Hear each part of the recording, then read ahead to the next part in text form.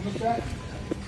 ಕಳೆದ ಒಂದು ಸುಮಾರು ವರ್ಷಗಳಿಂದ ಈ PAPCMS ಇದರಲ್ಲಿ ಈ ರೀತಿ ಅಕ್ಕಿಯನ್ನ ಈ ರೀತಿ ಅಕ್ರಮವಾಗಿ ಸಾಗಾಣಿಕೆ ನಡೀತಾ ಇದೆ ಅಂತ ಹಲವಾರು ಆರೋಪಗಳು ಸಾರ್ವಜನಿಕ ವಲಯದಲ್ಲಿ ಕೇಳಿ ಬರ್ತಾ ಇತ್ತು. ಈ ವಿಚಾರದಲ್ಲಿ ನಾನು ಈ ಹೊಸ ಬಂದಂತ ಕಮಿಟಿಗೂ ಸಹ ಅಧ್ಯಕ್ಷರ ಗಮನ ಕೂಡ ತಂದಿದ್ದೆ. ಮತ್ತೆ ಇಲ್ಲಿರೋ ಕೆಲವು ಸಿಬ್ಬಂದಿಗಳು ಹೇಳಿದೆ ಈ ತರ ನಡೀತಾ ಇದೆ, ಇದು ನಿಲ್ಲಿಸಿ ಅಕ್ರಮ, ಇದು ಬೇಡ ಅಂತ ಕೂಡ ಹೇಳಿದ. ಅಷ್ಟೆಲ್ಲ ಹೇಳಿದ್ರು ಸಹ ಈ ಅಕ್ರಮ ಕಂಟಿನ್ಯೂ ನಡೀತಾನೆ ಇತ್ತು. ನನಗೆ ಖಚಿತವಾದ ಮಾಹಿತಿ ಆಧಾರದ ಮೇಲೆ ಬೆಳಗಿನ ಜಾವ 4 ಗಂಟೆಗೆ ನಮ್ಮ ಸ್ನೇಹಿತರೊಂದಿಗೆ ನಾವು ಬಂದು ವೆಯ್ಟ್ ಮಾಡಿದ್ವಿ. ಈ ಗಾಡಿ ಒಳಗಡೆ ಬಂತು. ಇದು ಶಿವಸ್ವಾಮಿ ಅಂತ ಹುಣಸನಹಳ್ಳಿ ಅವ್ರದ್ದು.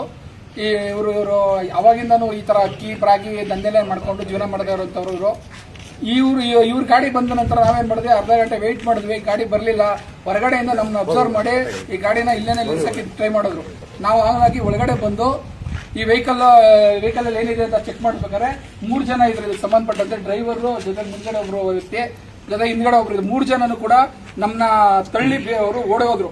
ಇಲ್ಲಿ ನಮ್ಮ ಮಾತನ್ನು ಕೇಳದೆ ಓಡೋದ್ರು. ಆ ನಂತರ ನಾವು 112ಗೆ ಕಾಲ್ ಮಾಡಿದ್ವಿ. 7 ಗಂಟೆ 37 ನಿಮಿಷದಲ್ಲಿ ಕಾಲ್ ಮಾಡಿದೀವಿ. ಇದು ನಿರಂತರವಾಗಿ ನಡೀತಾ ಇರುವಂತಹ ದಂಧೆ. ಇದು ಈಗ ಸಗಟು ದಂಧೆ ಇದು.